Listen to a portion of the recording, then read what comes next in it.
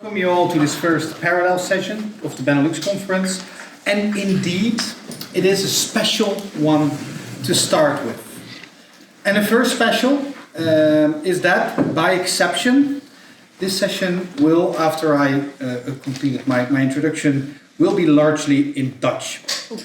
And it's kind of special also because it's a session in Dutch to celebrate the translation and reworking of a work into English. So there's a little bit of contradiction there. Because it's to celebrate the almost completion of the English translation and extension of what was originally a Dutch work, The Social Action Field by Pieter Saey, Emeritus Professor in Human Geography at Ghent University.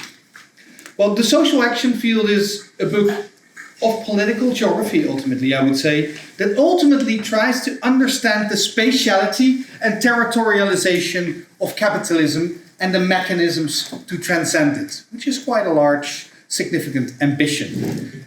And it does so by bridging world systems theory with Marxist geography and critical realism, with geography being the central glue to it all.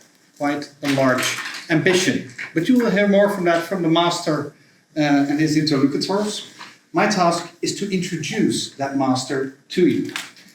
So Pieter Saey, for over five decades, has been one of the most important theoretical geographical thinkers in Belgium. But particularly in his early years, he was also very influential in the Netherlands. That theoretical work has always been largely under the hood of the discipline, providing the source code how to integrate some of the larger philosophical currents in the empirically minded geographical traditions of the Low Countries. His new orientation in geography provided Dutch and Belgian geographers a foundation to integrate the quantitative revolution and spatial science in its applied tradition of geographical praxis, but largely without putting conflict between these traditions central.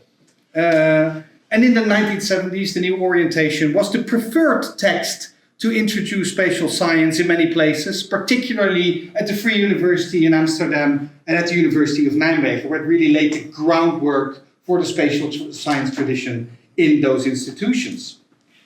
He later moved his focus to geographical education to argue for a geography school curriculum based on what we would now call critical thinking, but was then called geography teaching as a consciousness-raising experience of exercise. He was also one of the founding members, and Eric just referred to that in his keynote, of the group of radical Belgian geographers, the Mortsebeek working group, that developed a Marxist geographical perspective on Belgian society. And that perspective was also fueled through his long-standing interest in the historical geography of political economic formations that initially led him to Wallerstein's work and world systems analysis. He then again shifted focus towards planning theory in his second PhD, which originally was, I think, done in 1987, which again provided a deep and critical understanding on the politics and agency in planning systems. And in doing so, he formulated the groundwork on the ever-important understanding how geography and spatial planning are indeed related towards one another in understanding one another, at least for the Dutch and Belgian traditions. He then returned to world systems theory to start working on what now is called the social action field, and I think the first cut of that particular book was defended as his first PhD in political science in 2009. So this work is sort of the grand synthesis, if you will, of those three other major works, trying to speak to some of the larger theoretical foundations. So this is about trying to make the seemingly incompatible compatible. At least that is my take, and the kind of philosophical and methodological maneuvers you need to do to make that one. And I think that really connects back to the talk we just heard. So to the audience, before I give the floor to Pete, you're in for a treat, but not for an easy to digest treat, or a treat for the faint of heart. This is a book that took a full career to be written, and as yet it has taken me a decade or so to entirely digest, and I don't think I've entirely digested it yet.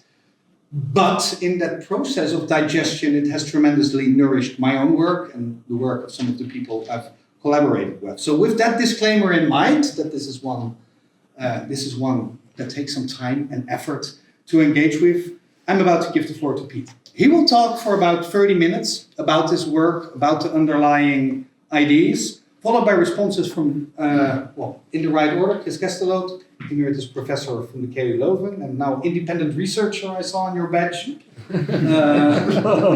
Followed by David Bassems, a professor from the Vrije Universiteit in Brussels, and last but not least from Virginie Mamadou from the University of Amsterdam, who will look at this work from their respective specializations. So without further ado, Pete, the floor and the stage is yours. Nou, dank u. Ik hoop dat de verwachtingen niet te hoog